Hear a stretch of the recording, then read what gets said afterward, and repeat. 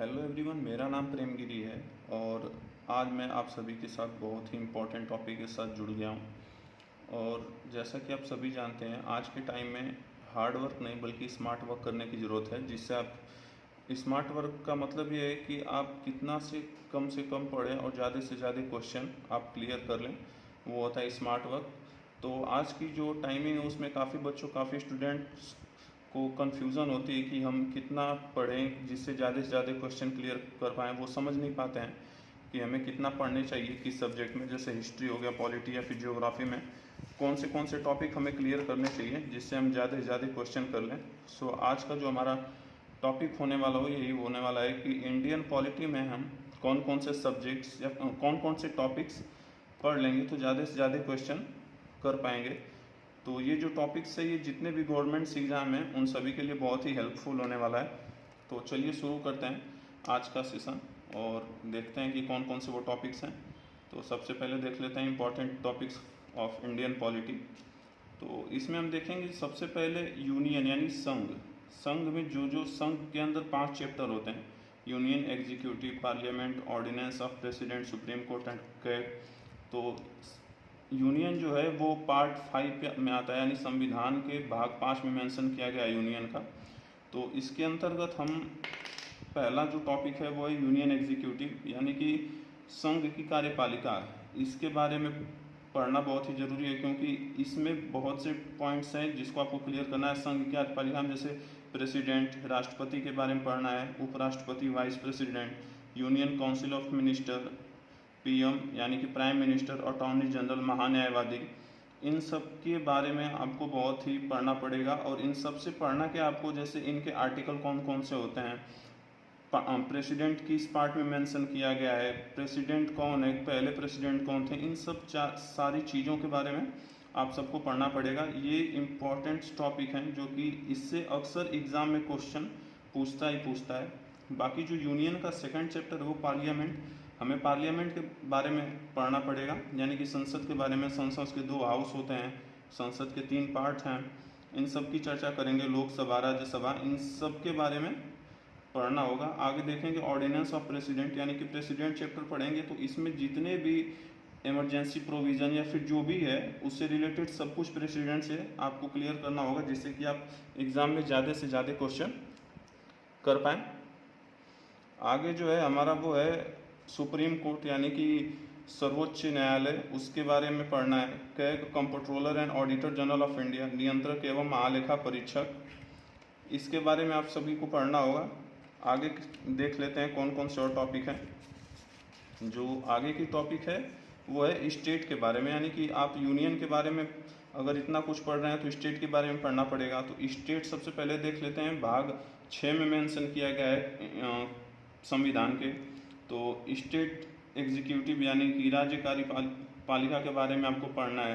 राज्य विधानमंडल के बारे में पढ़ना है, state legislature. Ordinance of governor यानी कि राज्यपाल के अध्यादेश जारी करने का जो प्रोसेस होता है उसके बारे में आपको पढ़ना होगा। हाई कोर्ट यानी कि उच्च न्यायालय के बारे में, सबऑर्डिनेट कोर्ट, अधीनस्थ न्यायालय, इन सब के बारे में आपको बहुत विस्तार से पढ़ना पड़ेगा, जिससे आप अधिक से अधिक क्वेश्चन क्लियर कर पाएंगे। तो स्टेट एग्जीक्यूटिव में जो है उसमें governor, state council of minister, chief minister, मुख्यमंत्री, एडवोकेट जनरल, महाधिवक्ता, स्टेट लेजिस्लेचर, राज्य विधान, यहाँ पे 2 बार हो गया है, राज्य विधानमंडल, स्टेट लेजिस्लेचर, राज्य विधानमंडल के बारे में आपको बहुत पढ़ना पड़ेगा कि राज्य विधानमंडल में क्या क्या होते हैं, कैसे सब कुछ प्रोसेस इसका क्या होता है, उसके बारे में आप सभी को पढ़ना है।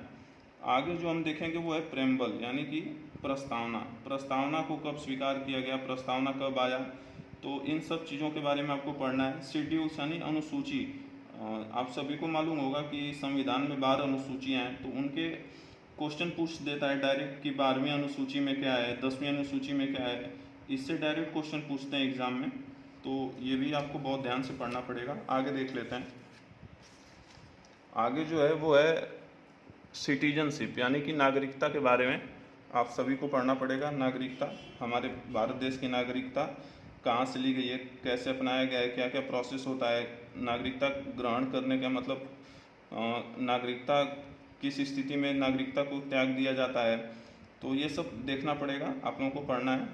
आगे देखेंगे फंडामेंटल राइट यानी कि मौलिक अधिकार के बारे में आपको पढ़ना है। DPSP director principle of state policy, राज्य के नीति निर्देशक सिद्धांत या फिर तत्व, उनके बारे में आप लोगों को पढ़ना पड़ेगा। फंडामेंटल ड्यूटीज़, मौलिक कर्तव्यों के बारे में। अमेंडमेंट्स, ये भी बहुत इंपॉर्टेंट पॉइंट्स है। अमेंडमेंट्स यानी कि संशोधन, संविधान संशोधन, क्या क्या संविधान में अभी तक संशोधन हो गए हैं, कितने संविधान संशोधन हो चुके हैं संविधान में, उसके बारे में पढ़ना है। हिस्टोरिकल बैकग्राउंड यानी कि संवैधानिक विकास किस तरह से हुआ इंडियन कॉन्स्टिट्यूशन का, उसके बारे में यहाँ से पढ़ सकते हैं आप लोग, जैसे चार्टर एक्ट वगैरह के बारे में। और भी बहुत टॉपिक हैं जो कि पढ़ते हैं इसमें हिस्टोरिकल बैकग्राउंड में। मेकिंग ऑफ द कॉन्स्टिट्यूशन, संविधान का निर्माण किस प्रकार से हुआ, संविधान की पहली बैठक कब हुई, संविधान सभा में कब स्वीकार किया गया ये संविधान को, ये सब इस टॉपिक में पढ़ना पड़ेगा मेकिंग ऑफ द कॉन्स्टिट्यूशन में। आगे जो है लोकल गवर्नमेंट्स में आपको पढ़ना है पंचायत राज वगैरह के बारे में, म्यूनसिपैलिटीज या फिर नगर पालिका और पंचायती के बारे में पढ़ना है लोकल गवर्नमेंट में। ये भी बहुत इंपॉर्टेंट टॉपिक है एग्ज़ाम के पॉइंट ऑफ व्यू से। आगे हम देख लेते हैं कॉन्स्टिट्यूशनल बॉडीज़ यानी कि संवैधानिक संस्थाएं कौन कौन सी है भारत में, उसके बारे में पढ़ना है। इलेक्शन कमीशन, निर्वाचन आयोग। आगे जो है वो यूपीएससी यानी कि संघ लोक सेवा आयोग के बारे में पढ़ना होगा। State public service commission, SPSC, state public service commission के बारे में भी आप लोगों को पढ़ना है। और आगे जो लिखा है वो है जेपीएससी यानी कि ज्वाइंट पब्लिक सर्विस कमीशन, संयुक्त लोक सेवा आयोग, इसके बारे में भी पढ़ना है आप लोगों को। फाइनेंस कमीशन यानी कि वित्त आयोग के बारे में पढ़ना है। तो ये तो थी हमारी कॉन्स्टिट्यूशनल बॉडी यानी संवैधानिक संस्थाएं कौन कौन सी है, उसके बारे में आप लोगों को पढ़ना है। जो नेक्स्ट पॉइंट है वो है नॉन कॉन्स्टिट्यूशनल बॉडी यानी गैर संवैधानिक संस्थाएं। इसमें आप लोगों को जो पढ़ना है वो प्लानिंग कमीशन यानी कि योजना आयोग, इसका नाम बदल के अब नीति आयोग कर दिया गया है मोदी सरकार में, तो इसके बारे में आप लोगों को पढ़ना है। जो नेक्स्ट हमारा है वो नेशनल ह्यूमन राइट कमीशन यानी कि राष्ट्रीय मानवाधिकार आयोग, इसके बारे में भी आप लोगों को पढ़ना पड़ेगा कि राष्ट्रीय मानवाधिकार आयोग के चेयरमैन को कौन नियुक्त करता है, इसमें क्या क्या प्रोसेस है।